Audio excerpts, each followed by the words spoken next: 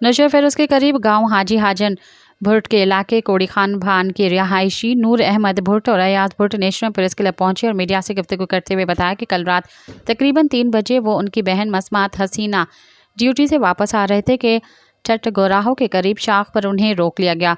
मुलजमान ने उनसे 20,000 रुपये बहन से और 3,000 रुपये उनसे लूट लिए। उनका कहना था कि लोगों के जमा होने पर मुलजमान गाड़ी छोड़कर फरार हो गए।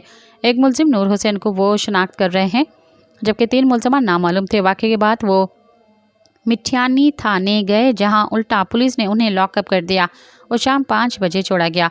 उन्होंने मजीद बताया कि रात के 62 अफराद नूर हुसैन वरियाम और महबूब भुट्ट ने उनके घरों पर फायरिंग की और आग लगा दी, जिसके नतीजे में उनके झोंपड़ी और दीगर सामान जलकर राख हो गए। दोबारा थाने जाने पर उनके भाई शहनवाज की पुलिस ने लॉकअप कर लिया। मुतासरीन ने IG सिंध, DIG और SSP नौशेरा फेरोज से मुतालबा किया है कि फौरी तौर पर बासर मुलजमान के खिलाफ FIR दर्ज करके उन्हें इंसाफ फराम किया जाए। बसूरत दीगर वो सख्त एहतजाज करेंगे जिसकी जिम्मेदारी मिठियानी पुलिस पर आयद होगी। सब्सक्राइब कयो अवामी न्यूज़ HD के ताज़ा तरीन ख़बरुन ला ॾिसंदा रहो अवामी न्यूज़ HD।